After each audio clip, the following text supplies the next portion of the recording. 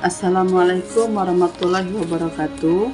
Saya Evi Carlina dari Prodi Agribisnis Pertanian semester 1. Di sini saya akan menjawab soal UAS MK Agama Islam.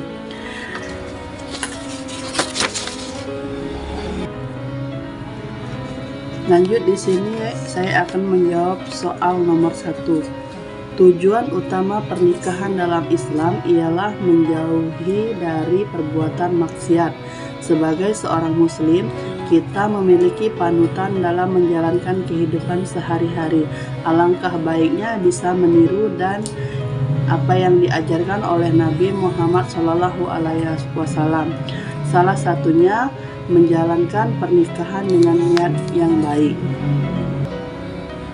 Adapun salah satu hadisnya yang berbunyi, wa min ayatihi an khalaqalakum min anfusikum azwajal litaskunu.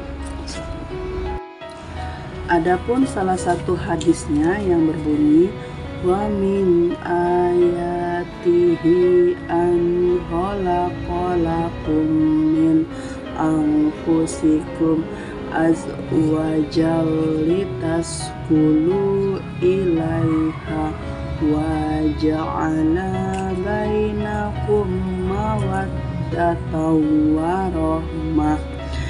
Inna fi dzalika la ayatin liqaumin yatafakkarun, yang artinya, dan di antara tanda-tanda kebesarannya ialah Dia menciptakan pasang-pasangan untukmu dari jenismu sendiri, agar kamu cenderung dengan merasa tentram kepadanya, dan Dia menjadikan di antaramu rasa kasih dan sayang. Sungguh pada yang demikian itu benar-benar terdapat tanda-tanda kebesaran Allah bagi kaum yang berpikir. Ar-Rum ayat 21. Untuk jawaban soal nomor 2, teori politik klasik menurut Plato. Dalam perspektif naturalnya, politik sebagai tata hidup bersama memiliki tujuan untuk kebaikan umum, kebaikan bersama, atau istilah lain bonum commune. Menurut Aristoteles, pada pandangan klasik mengemukakan bahwa semestinya politik digunakan masyarakat untuk mencapai suatu kebaikan bersama yang dianggap memiliki nilai moral yang lebih tinggi daripada kepentingan jabatan. Menurut Al-Farabi, merupakan definisi dari perpaduan antara unsur platonik, Aristotelian, dan konsep Islam.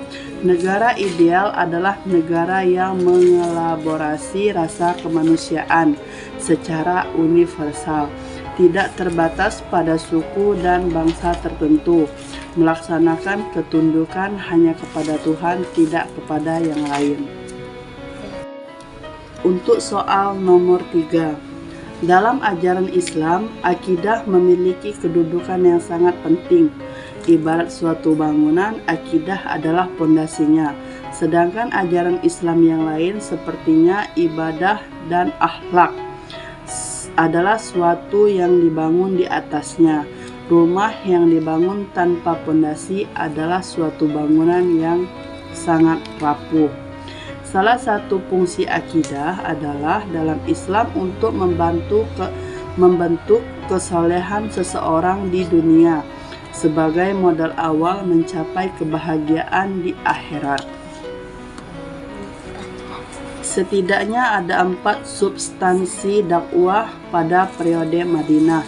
Keempatnya adalah pembinaan akidah, ibadah, dan muamalah kaum muslim, pembinaan ukhuwah atau persaudaraan yang menyatukan kaum muslim, pembinaan kader-kader perjuangan untuk mempertahankan wilayah dakwah, dan memetakan pertahanan dan sosial yang menjaga stabilitas Madinah. Cara dakwah Nabi Muhammad SAW di Madinah, membangun masjid sebagai pusat kegiatan dakwah, dan melakukan perjanjian dengan kaum Yahudi Madinah. mensaudarakan kaum muhajirin dan asyar. Setelah itu membangun ekonomi rakyat yang mendirikan pasar. Untuk soal nomor 4, ada beberapa sikap yang telah dicontohkan oleh Rasulullah Shallallahu Alaihi Wasallam dalam melakukan perdagangan. Sikap-sikap itu diantara lain ialah jujur, adil, ramah, cakap, senang membantu pelanggan, menjaga hak-hak konsumen, dan tidak menjelekkan bisnis orang lain. Adapun salah satu terkandung dalam ayat, Ya ayyuhallazina amanu la ta'kulu amwalakum bainakum bil batili illa an takuna tijaratan antaradim minkum wala ta'kulu anfusakum innaha kana bikum rahima, yang artinya, wahai orang-orang beriman, janganlah kamu memakan harta sesamamu dengan cara yang batil atau tidak benar, kecuali berupa perniagaan atas dasar suka sama suka di antara kamu.